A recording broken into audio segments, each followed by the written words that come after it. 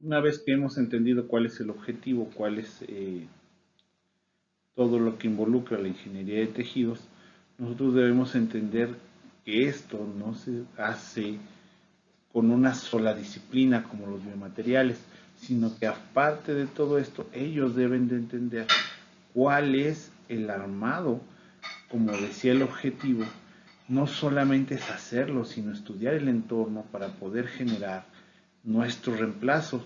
Entonces, básicamente nosotros debemos de generar este círculo virtuoso, ¿no?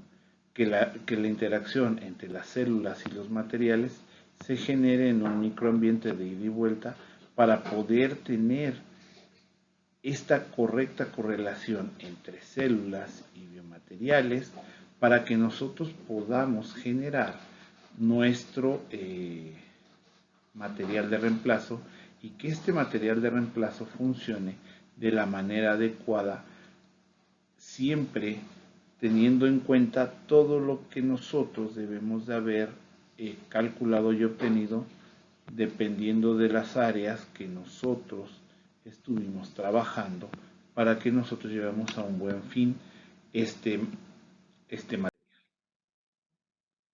La ingeniería de tejidos tiene tres pilares fundamentales: los scaffolds o sistemas de andamiaje, las células que forzosamente deben de ir y la señalización que generen estas células para poder hacer el reemplazo de la ingeniería de tejidos. Sin uno de estos no funciona. ¿Sale? Si falta uno, la ingeniería de tejidos no puede llevarse a cabo, porque forzosamente los tres son importantes. No hay uno que sea más o menos importante. Lo que necesitamos siempre es generar la interacción correcta entre estos tres para poder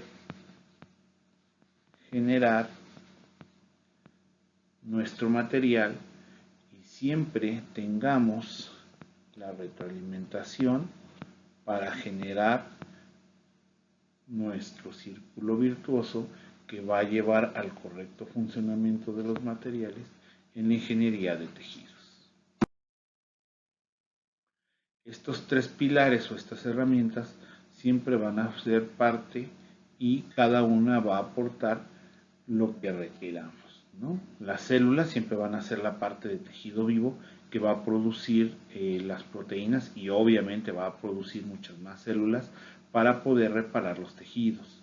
Los andamios van a proporcionar el soporte estructural y la forma del constructo. El constructo es la suma del sistema de andamiaje y las células, en donde este constructo, al estar en contacto con el tejido, proporcionará el lugar de la unión celular y se hará la reparación del tejido.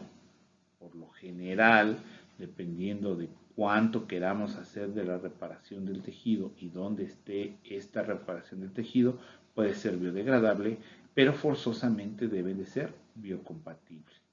Una vez que nosotros hemos colocado el constructo, entonces viene la parte de la señalización celular, que va a hacer dos cosas. Primero, va a estimular mecánicamente al organismo para que empiece a hacer el reclutamiento celular, la reparación del tejido, pero lo otro que va a hacer es indicarle a las células cuál es el procedimiento que deben de llevar para generar esta reconstrucción del tejido.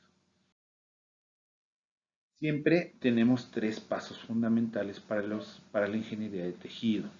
Primero, forzosamente debemos de encontrar qué tipo de célula es la adecuada. No podemos poner fibroblastos donde van queratinocitos o donde van neuronas porque no va a funcionar.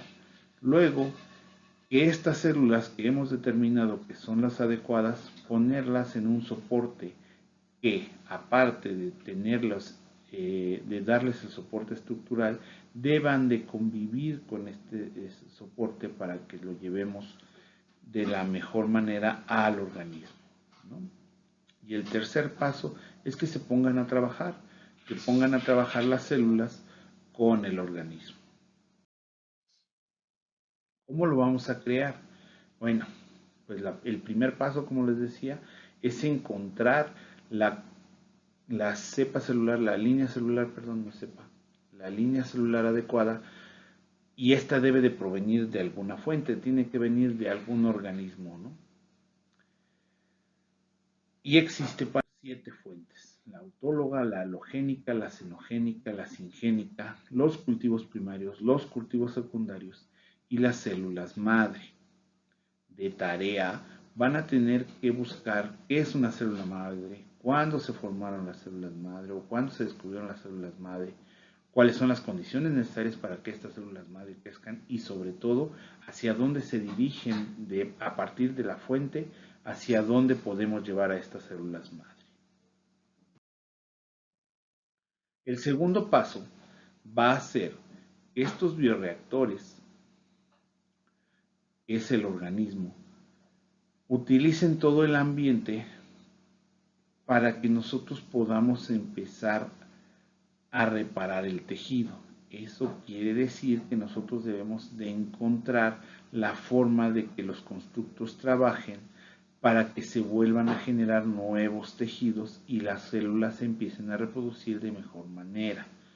Uno de los avances más importantes de la ciencia reflejados en la ingeniería de tejidos es la impresión tridimensional, porque podemos hacer y controlar las formas que nosotros requiramos de nuestro sistema de andamiaje para poder crecer en él las células. Y tenemos 8 formas de hacer estos tipos de soporte, que son las que están ahí. Una de las más utilizadas últimamente es el CAD/CAM, que es la asistencia de computadoras para poder generar estos diseños. Y por último, como les decía, es el uso. Una vez que tenemos el constructo, hemos llegado a la fase de usarlo. ¿Por qué? Porque hemos determinado qué tipo de célula es la adecuada, cuáles son las limitantes o cuáles son las limitaciones, los pros y los contras de esta línea celular. Hemos determinado cuál es el sistema de andamiaje más adecuado, donde van a convivir las células, donde son viables. Entonces ya tenemos la herramienta principal, el constructo. Este constructo, forzosamente, una vez que es estable, debemos de ponerlo a trabajar. ¿Okay? Es el paso más importante y a veces más difícil de generar. Una de las nuevas metodologías que están existiendo para generar nuevos órganos y nuevos materiales es la impresión tridimensional de órganos. Sigue siendo muy cara, sigue siendo poco confiable, pero vamos avanzando, o la ingeniería de tejidos va avanzando en esta nueva generación de órganos, y uno de los órganos principales que se ha estado imprimiendo tridimensionalmente es la piel.